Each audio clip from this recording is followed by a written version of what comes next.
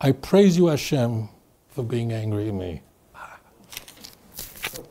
Now you understand Pshat.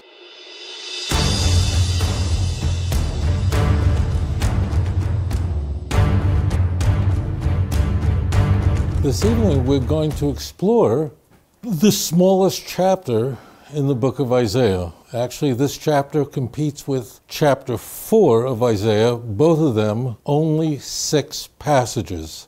However, Isaiah chapter 12, which we're going to journey through this evening, is unique in that most of you sitting here could probably recite at least half of this chapter by heart. It's extremely famous. How did Isaiah 12 become so famous? Well, it is a song. It's essentially the song of Mashiach. This chapter also makes up a significant pericope of the Havdalah service itself. The beginning, the opening of Havdalah, I should move something? What? I thought you went like this, and I go, this is the wrong, you came to the wrong lecture. So Isaiah chapter 12 follows what? And don't say Isaiah chapter 11. Isaiah chapter 11 is about what? We discussed it last time together. It's all Mashiach.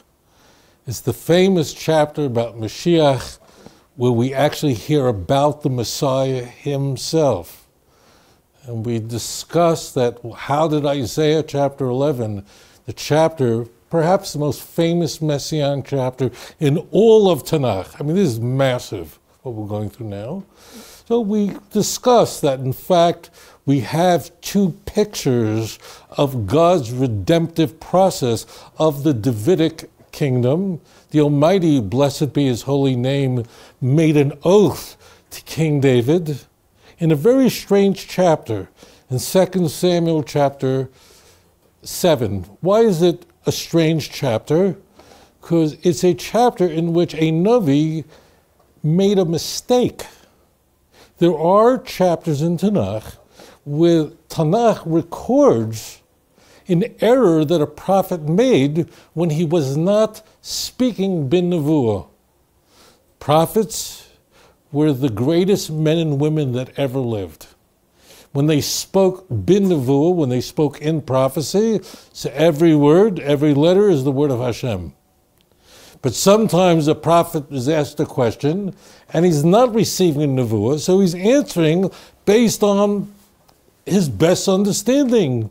And King David, of blessed memory, came to the prophet Nathan and said, there's no Beis HaMikdash. There's no place where, after all, the tabernacle had already was not there for a long time. It's time. Natan was a tzaddik. He was a very holy man. And according to his cheshbon, of course, who's better than David HaMelech? We know now David HaMelech is mentioned in Tanakh more frequently than any other person. So he said, of course. But when Nasan went home, HaKadosh Baruch Hu came to him right away and said, go back. It's a big mistake. David cannot build a Beis HaMikdash. For whatever reason, he can't build it. However, I make a promise that his son, Shlomo HaMelech, he will build it, and from the one son who will build the temple in my name, from him will come forth all the generations, and the Davidic dynasty can never be destroyed. This is really important for you to grasp, that the Davidic covenant, the promise that the Almighty, blessed be his holy name, made to King David, can never be undone. Unlike David's predecessor, there it was undone, David not. What happens if you have a wicked child? So it says, if there will be a great-grandson of David, if one of his children will sin, I'll punish him personally with the rod of men. But Malchus David, the Davidic dynasty, can never be destroyed. This was not a new idea. There was nothing novel about what was being conveyed in this encounter, this goes all the way back to the Torah itself, when Jacob, of blessed memory, was bestowing, we'll call it blessings, but it's really he's conveying the destiny of each of the tribes at the end of his life on his deathbed. The most elaborate, the most ecstatic blessings were reserved for Yehuda. And in Genesis 49, verse 10, explicitly we are told that ultimately the kingship will come from you. And once you receive that kingship, it can never be taken away. Yehuda demonstrates in the Torah that he's not perfect, but he was able to recoup. He was able to get it back. The Mashiach in Tanakh is not a person who never made a mistake. The key of these individuals is they are able to recognize their error and say, I sinned. And when you have a woman like Tamar, and you have a man like Yehuda, who in Genesis 38 could have taken very different directions in their lives, but at the very end they both did exactly the right thing. This is exactly the kind of person I can work with, and it's not complicated to figure out if you have a shidduch with Yehuda and Tamar, what kind of eniklach, what kind of grandchildren they would have. David HaMelech would be the one who the same prophet would confront using a juridical parable, and David HaMelech says, I sinned before the Lord. That's the kind of person I can work with. So we have encountered in Isaiah chapter 7 and 8, we talked about a very wicked king. We discussed Achaz, and Achaz, Hashem Kaviyachal, in a manner of speaking, was stuck with him. He couldn't allow Achaz's kingship to be destroyed. Why? Because he was a great-grandson of David. Achaz is perhaps the worst Davidic king that ever lived. But God could not break the IOU note that he made with Achaz.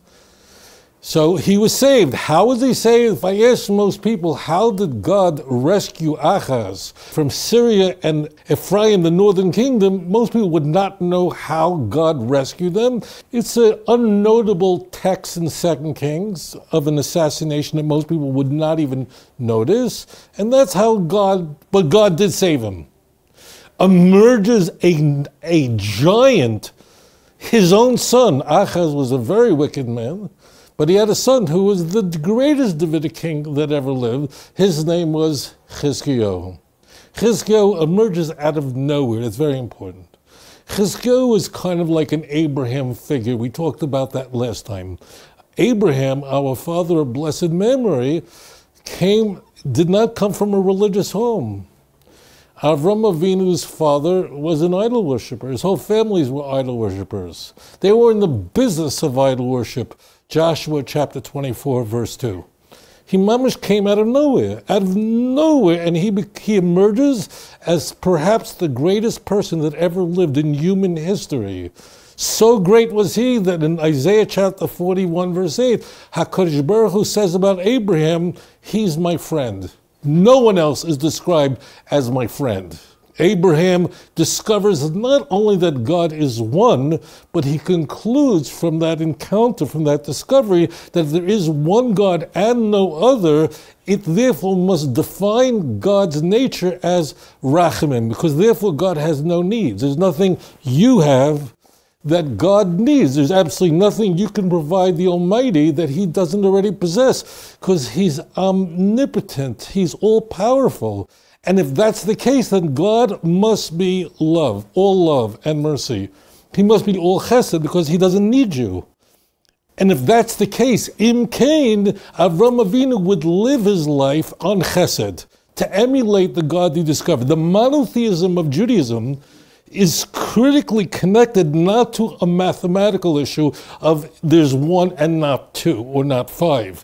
That's not what's important. The reason you have to give your life rather than worship more than the one true God is not because you are it's an error of math of how many gods there are, but the moment you deny the unique oneness of HaKadosh Baruch Hu, you deny his nature that he's chesed. So this is the marvel of the personality that we emerge from, stunning people in history who we can learn from. You know, I sometimes guide tours in Israel. I don't do it anymore that much, but when I do, I ask people after the tour, I ask them, tell me, of all the places you visited, what moved you the most?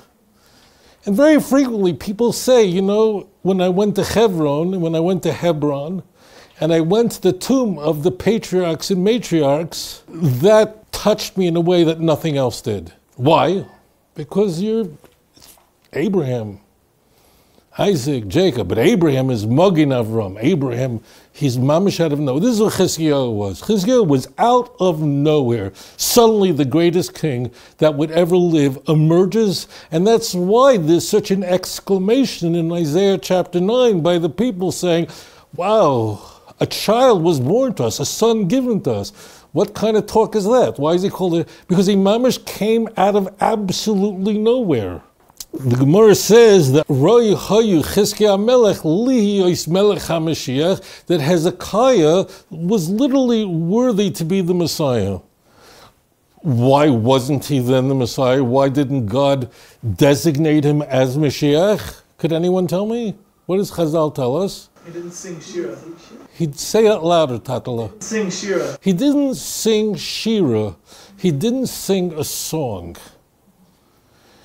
This concept, this notion, as you can well imagine, has perplexed many people. What does that mean, he didn't sing a song? So the first thing I'm going to share with you, one thing, my holy brothers and sisters, listen very carefully. We're going a little high now. We're going a little high, so we're just going to go. We're going somewhere, okay? So we're going high, okay? So if Isaiah chapter 11, Kinderlach, is about the Mashiach and what will happen in the Messianic age, and then Isaiah chapter 12, the passages that we are going to explore, we're going to drink tonight, is the Shira of Mashiach. Put it all together for me, because we're going, this is very high.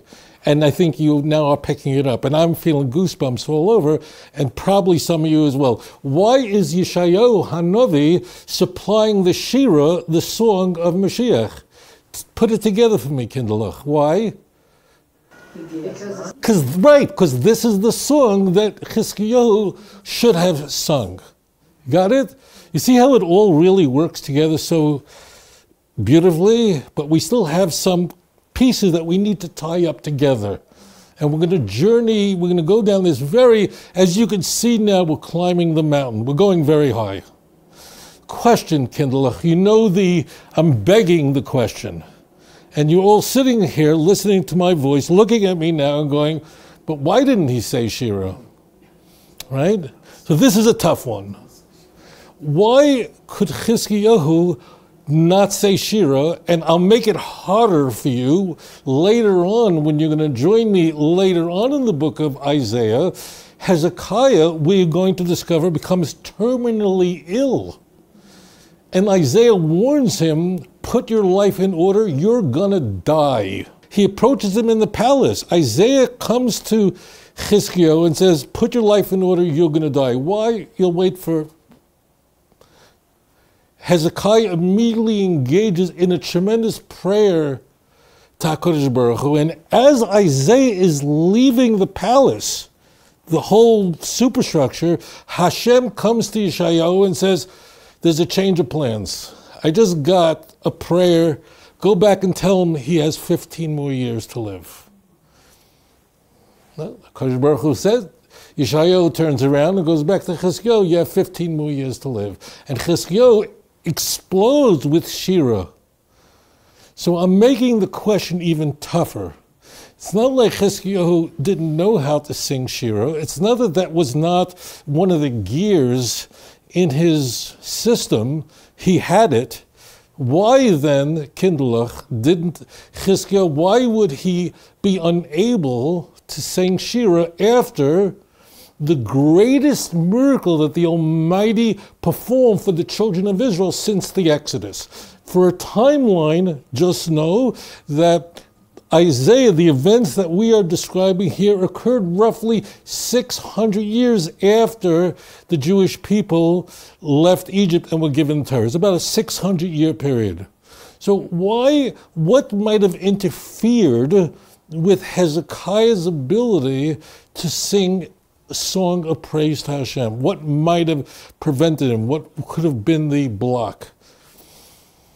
You can see this is a conundrum that people, if someone would like to...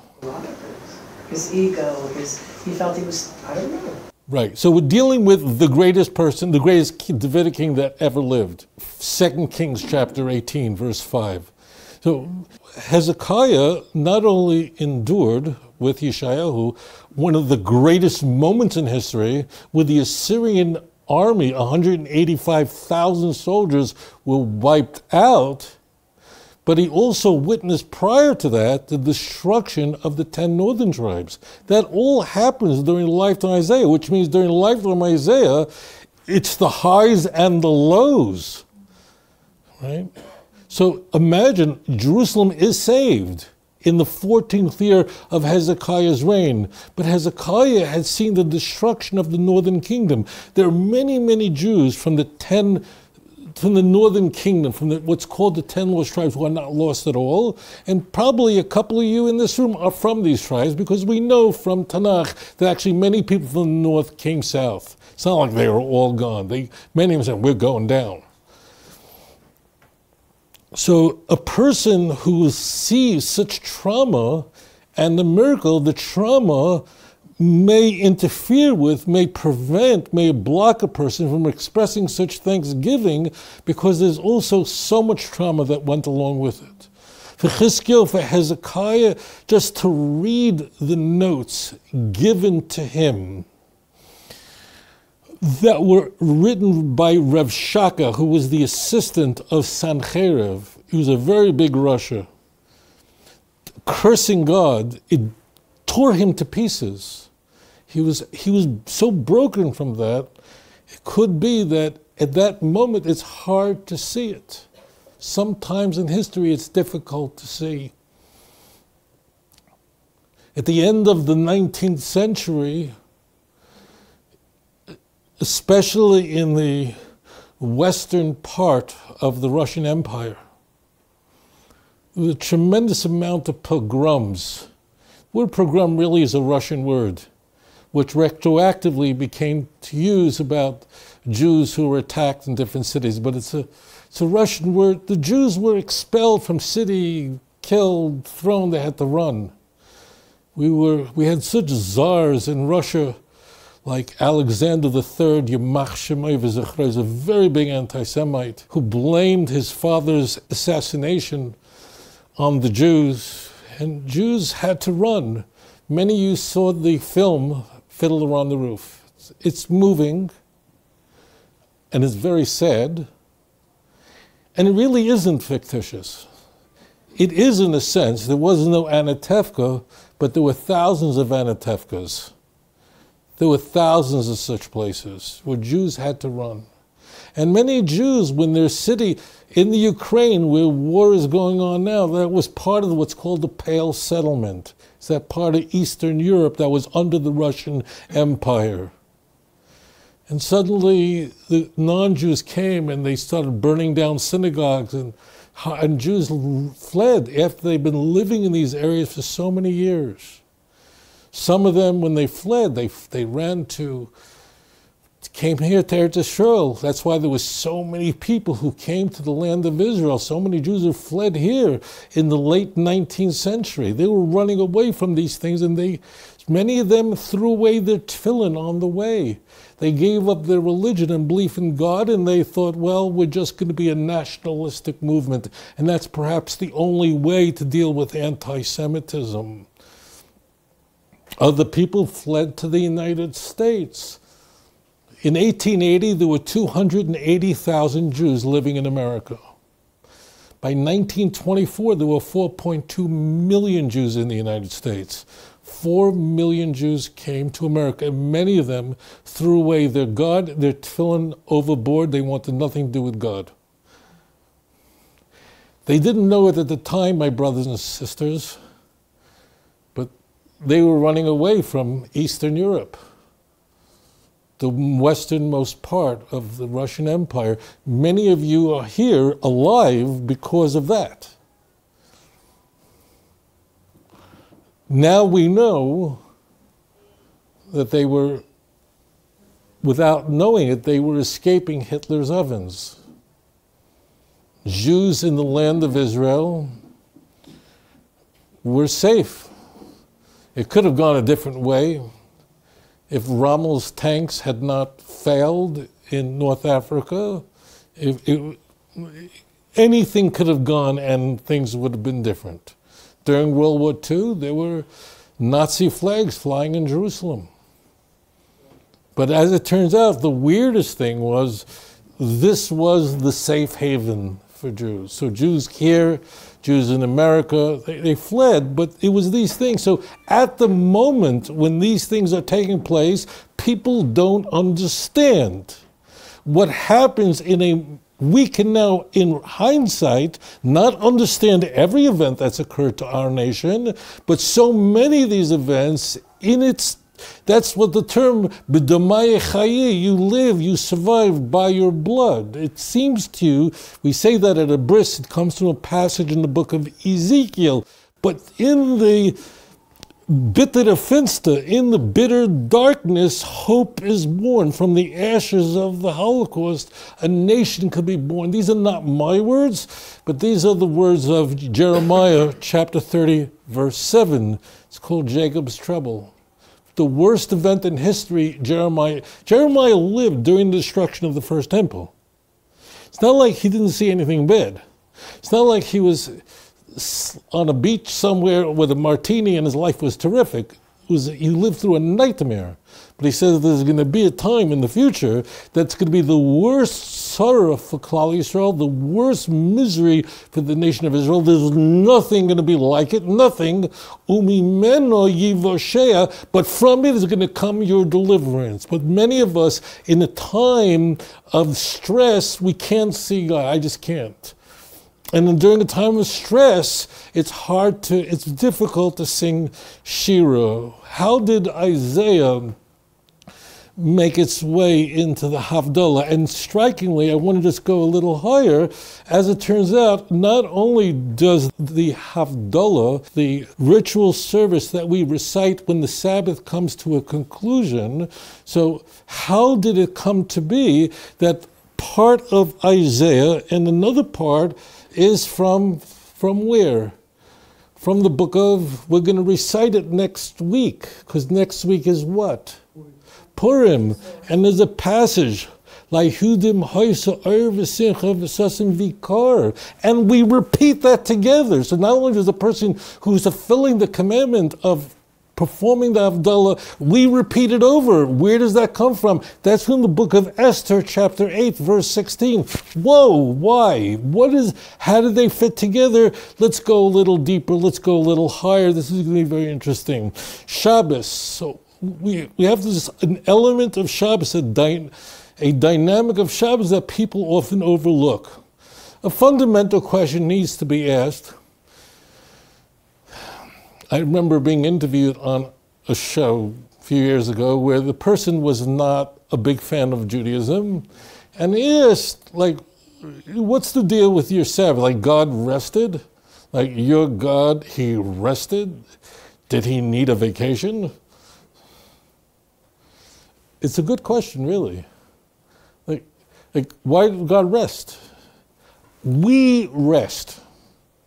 We need a vacation. Sometimes I'm writing a lot, and sometimes I have to just put down the writing, whatever I'm writing, and just go out and just take a walk and clear my head. I really do need to stop from what I'm doing just to return. But that's not possible with HaKadosh Baruch Hu. Did he need it? Moreover, there's a second question here. And that is, if we could figure out some reason, if we can assign some reason why God would rest on the seventh day, we'll just concede that there's some explanation for that. Why do we celebrate that? Why do we celebrate a day that God didn't accomplish a thing? Logically, we should be celebrating the 6 days of creation. Day 1, Sunday, Hashem created light. What a fantastic thing. What a wonderful holiday that would make. We could talk about the importance of light. Imagine what we know today. Imagine what we're aware of Einstein's theories about light and time, and they're intimately connected. In the ancient world, no one understood why God had to, in a sense, create light first. We now know without light, time would have been impossible. The sun could wait for day 4. Maybe we'll celebrate day 4. We'll celebrate the day God created fish. No, we don't celebrate any of those things. We celebrate the very day that God created absolutely nothing. Let's try to assemble that and figure out what's happening there, what's going on there. So as God is creating on each and every day, in essence, he's hiding himself behind creation. With everything that he creates, he's hiding. He creates another letter but if God would have kept creating beyond the 6th day, that means continue hiding himself. If somehow God continued to work into the 7th day, that means he was working on Shabbos, that means Friday bled into Saturday. If that would have happened, he would have been too hidden. We would not be able to find him. It's intriguing that there are so many people who believe in God because they see the wonder of the Almighty in creation. If you've been in a delivery room, you know what I'm talking about. There are many people who study the sciences. They're marveled by it. And therefore they come to know God because of creation. Conversely, there are people who are scientists, like I'm thinking of Stephen Hawking, who said, no, I study physics, and because of what I know about science, you don't need a God. You could explain everything through physics. And many, many atheists, who are the most radical atheists, are scientists. And they're using creation to prove there is no God. And they failed. Hopefully they'll do tshuva. The key is that when Shabbos begins, the person who can say, I found you, Hashem, that's the person who's a success. That's why Shabbos is so important, because if you deny Shabbos, you're denying God. Shabbos means I found you, I recognize you. You are the source. You were hidden behind your creation, but I succeeded in discovering and I found you. That's why Shabbos is so critical. Because if you deny Shabbos, that means you're denying the Creator. That means you failed at discovering God through the mess of creation. But it can't go into the 7th day. The 7th day is the place where now it's kulay menucha, it's only with HaKadosh Baruch Hu. So there's this hiddenness. And of course, the book of Esther. A sefer that begins with a traumatic event, really a grievous sin of the Jewish people. How does the book of Esther begin? What did the Jews do wrong? Think it through. What did they do wrong? As the book of Esther begins, as we're sitting there listening to it, right? We're all going to be in synagogue this week, and we're going to have the book of Esther in front of us as the person is reading it out loud, right? And as soon as it starts, I don't know about you, actually I'm pretty sure about you, that we all feel that same way when it starts. We go, oh, this is not going to turn out well. This is going really bad. You know, it's one of those visceral sfarim that just, so what's really, as the book of Esther begins, and we're recalling what occurred during the Persian Empire, this is not going well. Please tell me what is not going well. Could you say, what's that, Tatala? Just speak loud English. We're enjoying getting pleasure from the Suda of Achashverosh. Achashverosh, a Persian king, made a Suda, a big birthday party, went on for a very long time. And the Jews decided this is the Persian king who was holding on to the kalim of the temple that had been destroyed. And the Jews decided they were going to show up. Not any Jews, but they showed up. And where was it? It was in Shushan, which is Susa. It's in Iran, modern day Iran. In Persia. Okay. City's still there. That's not a good thing, right? This is trouble. The Jews are, and I think we read it as the Jews are rubbing elbows with Malchus, with powerful people, and this doesn't come as a surprise to us that Jews might be compromising themselves for the sake of getting close to someone they really shouldn't be close to, who's a very big Russia. I would like to suggest there was something that makes this 100 times worse than it appears. What was so, could you make the story more outrageous? Okay, so it's the history. What was happening at the exact same time? Because people don't get this little piece. The mechaber of the book of Esther just assumed that you knew what was going on at the same time. Okay, little history. In the year 3390 after creation, Cyrus, the king of Persia, who essentially defeats the Babylonian Empire, tells the Jews, I have a nevuah. It doesn't say from who, but it's from Isaiah, that from God, Jews go back to Eretz Yisrael, go back to Jerusalem, rebuild it, build the Beis HaMikdash. That's how the book of Ezra begins. Okay? Cyrus was not a tzaddik, and Isaiah tells us he didn't even know my name. Why does God use a guy like Cyrus? When I say a guy, I change that because you got very good guy. Why did God use a person who was almost certainly an idol worshiper, almost probably a Zoroastrian? Why would God use him?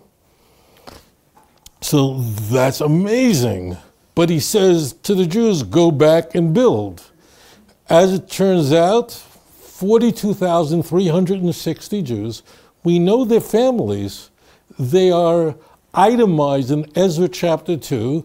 We know them all. We know exactly who they are. They came, no nefesh b'nefesh, no Jewish agency, nothing. They came back to Eretz Yisrael on a promise.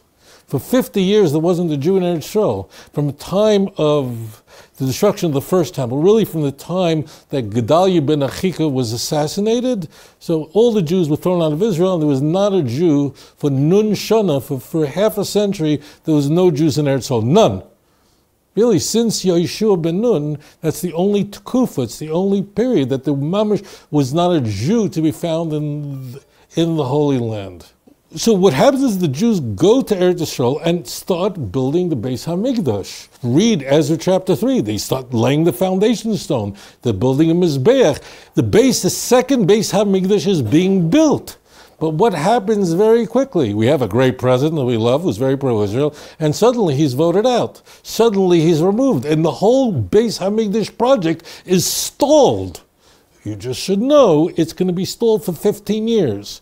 So here you had a big problem, which will go on in the book of Ezra, is the second temple now is under construction. The project is halted. Nehemiah is going to go, really, his whole life is going to be devoted to making sure that Yerushalayim is built. So imagine you're a Jew 2,500 years ago, and you can go east or you can go west, meaning you can go to Jerusalem and participate in undoing this damage and having the temple built. This is during the time of Ahasuerus, or you can go east to Persia and cozy up with the king. What the Jews did at that time was so gefährlich. It's not just where they went, but it's where they didn't go. I don't want to get complicated with you, but the Gemara says if the Jews had all come to Eretz Yisrael at that time, Mashiach would have come. And in fact, that's why we needed Nevi'im at that time, because you need a Navi to build the Beis HaMikdash. Could have happened. I don't want to go too far. What happens? So that's a nightmare. Suddenly an anti-Semite emerges after a king executes his wife for not behaving the way he thought. Well, that happened. I can think of kings who triggered the Church of England, who had his wives executed. He wouldn't be the first king or the last king to execute his wife. All right, stuff happens, right? And then the Jews are in a lot of trouble. Mordechai approaches Esther and says, look, God's going to save these people, and you could be the one to be the tool that God will use. And if you don't, someone else will. As it turns out, Esther, I'm sure, was a very, very beautiful girl. She was mamish very beautiful, and it turns out Ahasuerus took a liking to her. He would not be the first non-Jew to take a liking to a very pretty Jewish girl. Okay, that could be a coincidence. It's, you know where I'm going with this. It's not an accident that the book of Esther stands alone in Tanakh is the only book where God's name is not mentioned explicitly. And then it's a whole series of random events. Mordechai is a member of the Great Assembly. He was a great rabbi. He had to be a polylinguist. He knew many languages. He was in the perfect place overhearing an assassination plot in a language which no one thought he would understand, and he informs it. And did you ever have trouble falling asleep at night? Laying there in bed with your face against the pillow and the pillow gets too hot? So we have to turn the pillow on the other side where there's some refrigeration system going on where that's always nice and cool. You ever have insomnia? So Achashverosh had insomnia. What I am conveying is fairly transparent. Every event in the delivery of the children of Israel could have been ascribed to coincidence, good fortune. We got really unlucky with Haman, and then we got really lucky with Mordechai and Esther. It's all luck. There's no God. He could have denied God altogether. But the Jewish people said, we found God. We see him in it. And we see that our suffering is not from just we got the wrong president who was elected in this country and the UN went in this way and the president of Brazil went down instead of going up. And this is all the hand of God.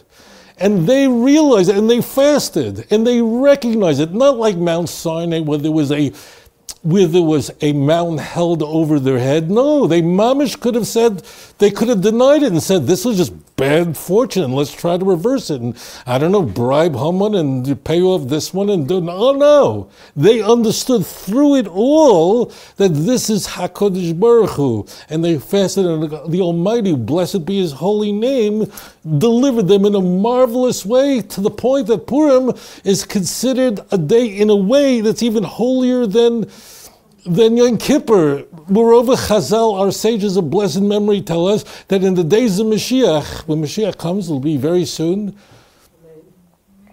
are people going to be studying Yeshayahu? Not really. Why would we be studying Yeshayahu after Mashiach comes? Are we going to be studying Yirmiyahu? It's a holy book. It's not that it's not holy. Just what Jews are going to be studying when Mashiach comes. Of course, the 5 books of Moses, the Torah. We have to know how to live our lives. And the book of Esther, because that's how it comes. That's how the delivery comes. That's why Esther is the Purim is this remarkable event in history where God, it's hidden. It's nothing like Hezekiah. And then we find, and this is why the tradition of wearing a mask, an outfit dressing up on Purim is really from this, because God came in a costume. He dressed up like the characters that we encounter in the book of Esther, and that's how God came. He came dressed up as somebody else. And we could have bought into the characters, gripping characters. We didn't. We said, I see you, Hashem, you're there. And that's Mashiach. When Mashiach comes, everyone sees the truth. And now you understand Pshat in the first pasuk of Isaiah chapter 12. Bayoimahu, on that day, Oidcha Hashem ki onafto bi. I praise you, Hashem, for being angry at me. Now you understand Pshat. What do you mean I'm praising God for being? Now I understand that in the tsaros, in the misery, in the Kishinev pogrom, now it's all clear to me. That's what's going on. This is what we're going to say. Everything has become clear. Today, many things are clear. There are some mysteries we don't know. We don't understand. When Mashiach comes, the knowledge of God will cover the world as the water covers the sea. That's why water is going to come up in this chapter, as it does, of course, in Havdalah. The water represents the salvation and the deliverance. We're going to say, Baruch Hashem, that you were angry at me. You saved me. That was the only way I could have been saved. Meaning, it causes Jewish people to recognize, you must know this is all the end of Hashem. People very, very comfortable. Not in France, they're nervous. But in Orlando, wake up.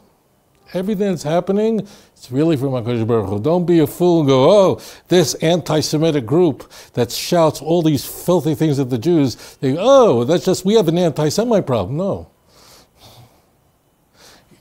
we have a problem with HaKadosh Baruch Hu. Our behavior is such. Hashem is waking us up. It's very important to see every event, all the events that are happening here at Israel now, is a wake-up call. It's an alarm.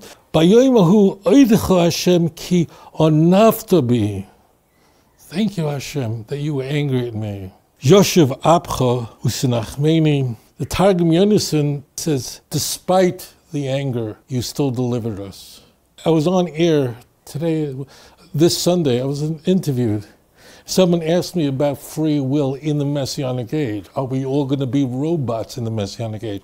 No. Why will rebellion come to an end in the Messianic age? It's not like on your computer when you press the key for a K, the K goes up on your screen because the computer has no free will. It's more like when you're in the kitchen cooking, sure, right?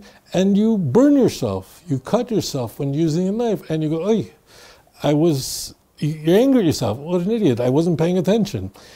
You would never stick your hand in the boiling water because it's so obvious what the consequences are, but people do make mistakes. In the Messianic age, just everything is going to be golui, everything is going to be open, the whole world will understand. Behold, God is my salvation. I will trust and have no fear.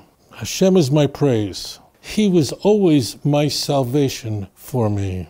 The words in Lashon Kodesh, Ki ozi v'zimras ya Adonai vayhi li lishua. Those are very familiar words. Is it only because of Havdalah that those are familiar words? Why might those also be very familiar words? Right, that's the Oz Yashir, that's a song of Moses. It's a song of Moses, Exodus chapter 15, verse 2. So this is Isaiah 12:2, but there's a slight difference between the two. Could you detect the difference between Exodus chapter 15, verse 2, the Oz Yashir, and Isaiah? I'll repeat the words as they appear in Isaiah. So, Ki Ozi v'zimras ka, because God is my strength. Hashem, Yud Kei Vav Kei. Vahi li lishua, and he's my salvation. How does that differ from the Oz Yashir? Right. Yud Kei Vav Kei is here. In the Shir of Moshe Rabbeinu in Exodus chapter 15, you don't have the Yud Kei Vav Kei, you just have Ka. What's the nafkamina between Ka? Like, what does that name mean? What does Ka? So it comes up quite a number of times in Tanakh. What does Ka always mean? So what does Yud Kei Vav Kei mean? And that tells you why we never allowed to say it. Yud Kei Vav Kei conveys that God was, is, and will be. He's eternal. We can't see all of it. What does Kav mean? Kav means it's the first part. It's the Yud and the Hey. Meaning, I see now, like imagine living at the time in the year 2448 after creation. You're observing the Exodus, right? And you are thanking God, but do you see the whole picture? No. It's for that reason, my brothers and sisters, that Isaiah chapter 12 is the Haftarah for either Shmini Shal Pesach, the 8th day of Passover, if you're in Chutlers, if you're outside the land of Israel. Why do they include it? Because it's Mashiach. What does Mashiach have to do with Pesach? You know the answer, because Pesach is not the full delivery, it's a partial delivery. And there are many Hasidim that have a Sudas Mashiach on that final day, because we ultimately understand that the Exodus is not the end of the story, it's part of it. So at that time, Moses could only see Ka. When Moses asks Hashem, can I see your face? And Hashem says, no. What does he ask for? I want to see your nose? No, I want to see the future. That you can do. You can see my back. I'm always there with you. In Mashiach, is everything going to be amplekt in Yiddish? Great word. Is everything going to be open and exposed? Yes. So in the Oz Yashir, it's only Ka. But when Mashiach comes, then we see the whole picture from beginning to end. This is how HaKadosh Baruch Hu interacts with our people. There are many times when we see Hashem. I remember when I was a little boy, so I had trouble falling asleep at night. But the one thing that would comfort me was as I was laying in bed and it was dark and I thought there was a monster hiding in my closet, as many young kids do, and I'm laying there but when I heard my parents making noise in the kitchen, whatever they were doing, making a pot, I felt calm. My parents are there. But when Mashiach comes, we must see everything. Everything becomes exposed. We see it all, and we see that really all the difficulties and the challenges we went through, we understand it now. And now it's not just a Havdalah anymore, it's everything is Shabbos. That's what Mashiach is. When Mashiach comes, so then everything is Shabbos, everything is Menucha, everything is open, everything is done. Then we can see it all, because then we have the Yud Kei Vav Kei, not just the Kod. And that's what the difference here. This is what Yeshעיהו Hanavi, HaKodesh VaHaTorah, is a holy man. He includes this, understand that when Mashiach comes, everything is going to be visible, even what Moshe Rabbeinu wasn't able to see during his time. Now we understand a little bit more about Purim. We understand the mistake that was made. The mistake that was made was monumental. We think it was just selling out in order to be in an important place. Yes, but it was noch erga. It was much worse. They had a job to do in Eretz Yisrael, and they ignored Eretz Yisrael in favor of the White House. They'd rather be with the president in Washington rather than Eretz Yisrael building a Beis HaMikdash and fighting together with Ezra and Nehemiah to build up Eretz Yisrael again. That was a monumental failure of Klal Yisrael. Ushavte mayim b'sosoin, then water will be drawn with great joy, with the waters, the true waters of salvation. My beautiful brothers and sisters, as I explained to you, this is why in the previous chapter, Isaiah 11, verse 9, the Sefer Habakkuk, chapter 2, verse 14, it's the water represents Torah, the knowledge of Hashem. It's always the knowledge of Hashem. That's the key messianic prophecy. The key of everything Mashiach is that everyone will know the truth. Hashem will be king of the whole world, the Goyim, the Jews. It's the delivery of the world. Everything else is attached to that. Mayan is so important, in fact, Yecheskel, the end of the book of Ezekiel. Ezekiel lived during the destruction of the first temple and during the Babylonian exile. Yecheskel, the whole end of Yecheskel, is all Mashiach. The whole end of Yecheskel, the whole last segment, and he describes in chapter 47, the second to last chapter of his holy work, the fresh waters that emerge from Yerushalayim are going to pour in to the Dead Sea, to Yamamelech, and it's going to become fresh water, and it's going to be filled with fish, and life is going to be restored. Not only Klal Yisrael, but in fact the whole world will be restored, and may we see that Gula and that full redemption quickly in our time. אשר מלך בטרם כל יציר נברא ואת